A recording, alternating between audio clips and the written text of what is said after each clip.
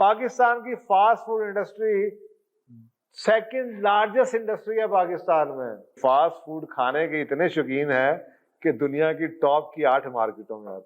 سو ایک اچھا ایریا، یہ میں آپ کو صرف ایریا بتا رہا ہوں، اس کے بعد بتائیں گے کہ ان ایریوں میں سے آپ نے چننا کیسے ہے. یہ میں بتا رہا ہوں کہ اس وقت پاکستان میں حالات کے مطابق یہ سیکٹر اچھے ہو سکتے ہیں. ایگری فارمنگ بڑا مارجن ہے. نمبر 1 وجہ کیا ہے؟ آپ کے سامنے ڈیٹا پھر بھی دے دیتا ہوں آپ کو. کوئی دنیا میں آپ کو کم ہی ملک ملیں گے جہاں پہ ایک سال کے اندر آٹا 40% انکریز آ جائے. تو آپ امیجن کر لیجئے کہ کتنی انلاسٹک ہے.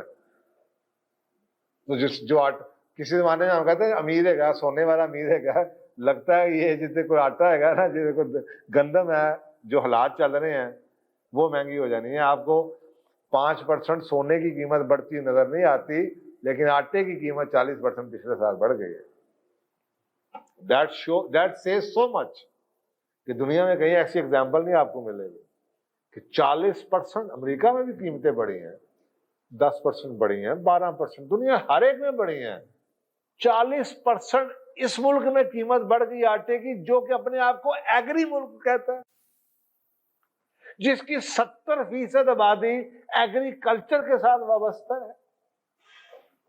اس ملک کی حالت یہ زیادتی. 11% چینی کی قیمت بڑی، 74% گھی. چلے گھی سمجھ آتا ہے کیونکہ اس کے اندر را مٹیریل باہر سے آتا ہے، پام آئل آتا ہے، امپورٹ ہوتا ہے.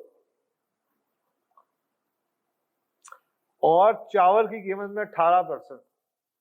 تو آپ یہ دیکھنا چاہیں کہ ایگری فارمنگ میں آپ کے پاس کیا جگہ ہے، تو یہ آپ کے سامنے یہ بھی ڈیٹا بتا رہا ہے کہ آپ گندم بھی بیجنا شروع کر دیں نا تو دیٹ از گڈ.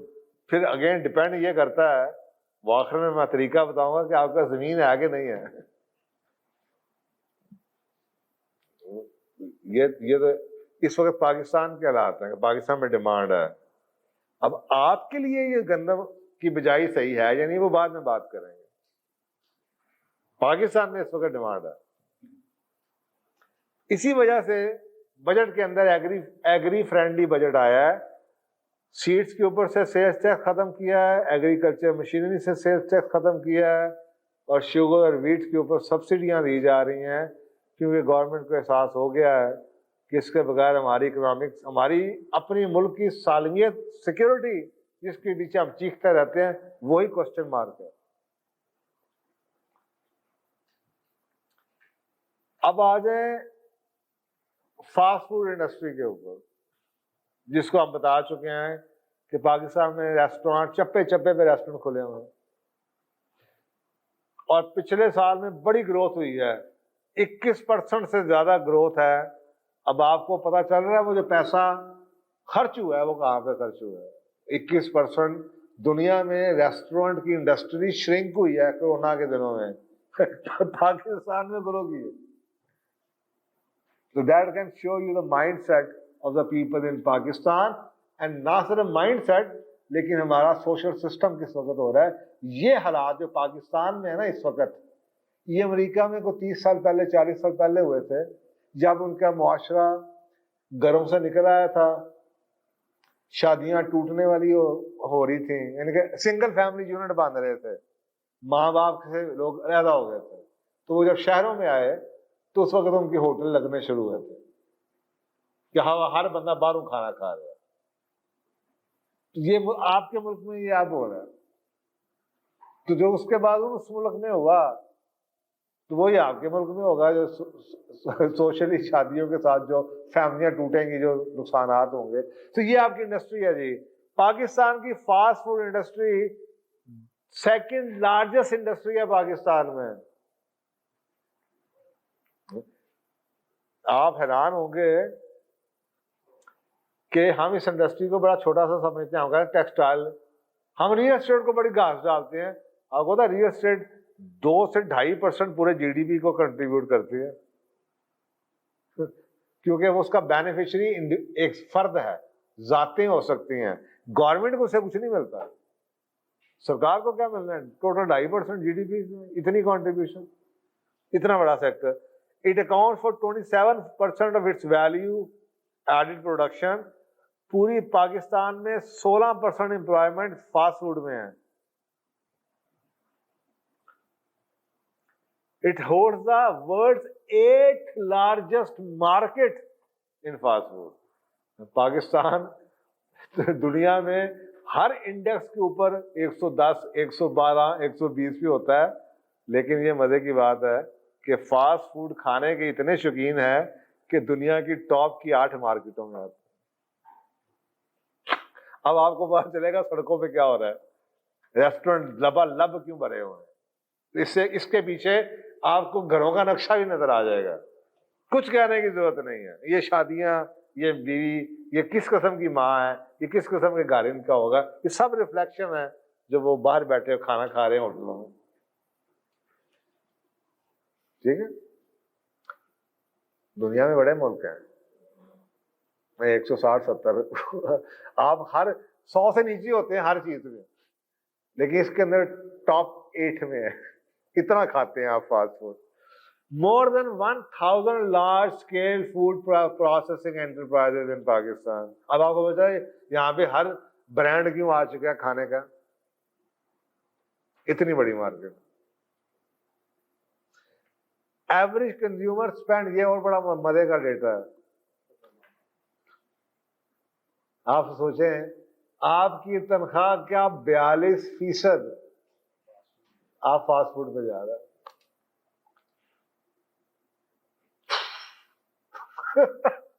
जिसने 42% फूड पे खर्च कर देना उसने बाकी क्या करना. Okay. Retail sales of processed food is expanding bye 10% annually. Supermarkets are going in popularity as a shopping venue. ये सुपरमार्केट जो बन रही हैं, ये फलाना मार्ट, ये मार्ट, तो ये जो बन रहे हैं ये आपके सामने है कि ये एक नया कल्चर है. And growth of the fast food business in Pakistan is more than 20% annually. अब आप सोचें ये कितनी बड़ी मार्केट है.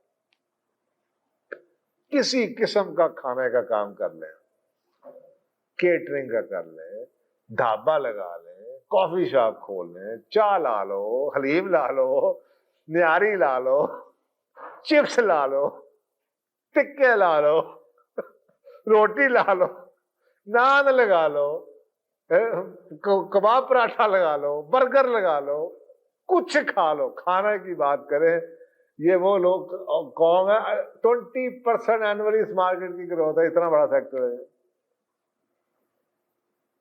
ओके.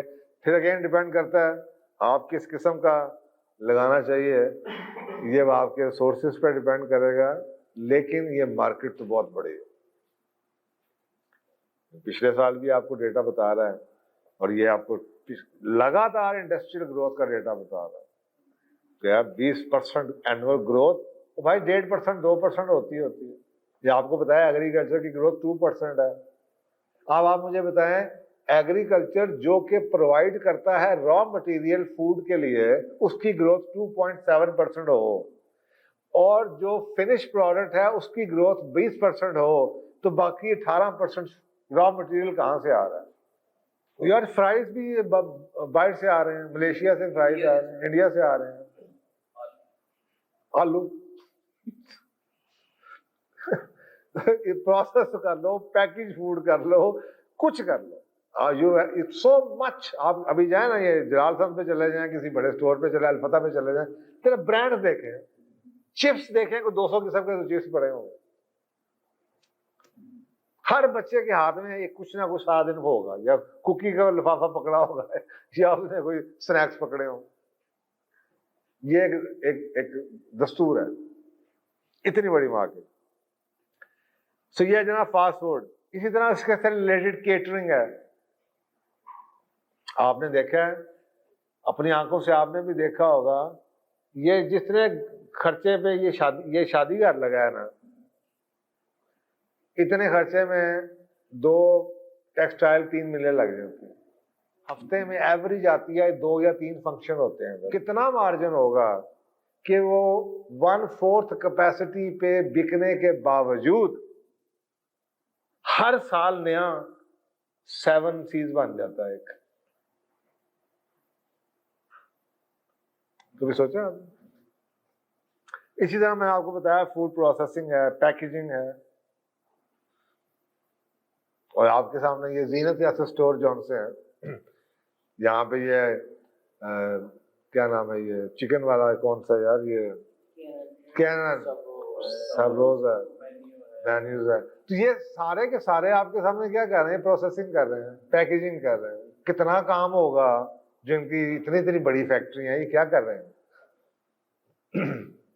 ڈان کی گروتھ دیکھیے کہاں سے کہاں پہنچ گیا ڈان. ان کو صرف برگر بیچ ہر جگہ پہ کسی ریسٹورینٹ میں چلے جائیں برگر ڈان کا ہے. سوچیں تو کسی قسم کا بھی آپ پروسیسنگ کا کام کر لیں, بزنس کا صرف یعنی کہ آپ نے فارم سے چیز لی ہے, اس کو صاف کیا ہے, پیک کیا ہے, تھوڑی بہت پروسیسنگ کر لیں, اس کو کرش کر لیں, لال مرچیں لی ہیں اس کو گرائنڈ کر لیا, نام برانڈ بنا لیا, پیکج کر دی. یہ گڑ آپ کا بک رہا ہے, جا کے قیمت دیکھیں جلال سنس پہ گڑ, آرگینک گڑ کتنے کا ملتا ہے. تو یہ بہت بڑا ایک بزنس ہے آپ کا, کہ آپ صرف فوڈ پروسیسنگ گھر میں بیٹھ کے فوڈ پروسیسنگ, یہ جتنے بھی نمکوں شمکوں بازار میں ملتے ہیں یہ گھروں میں بیٹھ کے پیک ہو رہے ہوتے ہیں. آپ نے دیکھا ہوگا ان کی پیکنگ بھی ایسی ہوتی ہے گھروں میں پیکنگ. گروسری سٹورز ہیں,